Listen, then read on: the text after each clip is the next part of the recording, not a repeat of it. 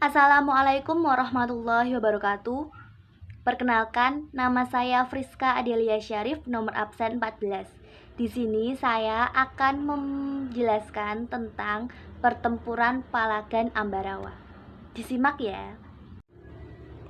Pertempuran Ambarawa adalah pertempuran yang terjadi antara tentara Indonesia dengan tentara Inggris. Peristiwa ini terjadi antara 20 Oktober sampai 15 Desember 1945 di Ambarawa, Kabupaten Semarang, Jawa Tengah. Pertempuran Ambarawa dimulai saat pasukan sekutu dan NICA atau Pemerintah Sipil Hindia Belanda mulai mempersenjatai tawanan perang Belanda di Ambarawa dan Magelang. Hal ini kemudian memicu kemarahan para penduduk setempat.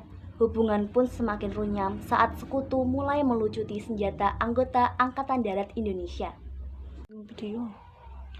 Peristiwa ini dilatar belakangi oleh insiden yang terjadi di Magelang. Pada 20 Oktober 1945, Brigade Artileri dari Divisi India ke-23 atau militer Inggris mendarat di Semarang yang dipimpin oleh Brigadir Bethel. Oleh pihak Republik Indonesia, Bethel diperkenankan untuk mengurus pelucutan pasukan Jepang. Ia juga diperbolehkan untuk melakukan evakuasi 19.000 interniran sekutu APW yang berada di Kamp Banyu Biru, Ambarawa, dan Magelang. Namun, ternyata mereka diboncengi oleh orang-orang NICA atau Netherlands Indies Civil Administration atau Pemerintah Sipil Hindia Belanda. Mereka kemudian mempersenjatai para tawan Jepang. Pada 26 Oktober 1945, insiden ini pecah di Magelang. Pertempuran pun berlanjut antara TKR, Tentara Keamanan Rakyat, dengan tentara Inggris. Pertempuran ini sempat berhenti setelah kedatangan Presiden Soekarno dan Brigadir Bethel di Magelang pada 2 November 1945. Mereka pun mengadakan perundingan untuk melakukan gencatan senjata. Sayangnya, pihak Inggris mengingkari perjanjian tersebut. Puncak pertempuran terjadi pada tanggal 20 November 1945 antara TKR di bawah pimpinan Mayor Sumantro dan pasukan Inggris. Pada 21 November 1945, pasukan Inggris yang berada di Magelang ditarik ke Ambarawa dan dilindungi oleh pesawat-pesawat udara. Pertempuran mulai berkobar pada 22 November 1945 saat pasukan Inggris melakukan pengeboman terhadap kampung-kampung di sekitar Ambarawa. Pasukan TKR bersama pasukan pemuda lain yang berasal dari Boyolali, Salatiga, dan Kartasura membentuk garis pertahanan sepanjang rel kereta api dan membelah kota Ambarawa. Dari arah Magelang, pasukan TKR dari Divisi 5 Purwokerto di bawah pimpinan Imam Androngi melakukan serangan fajar.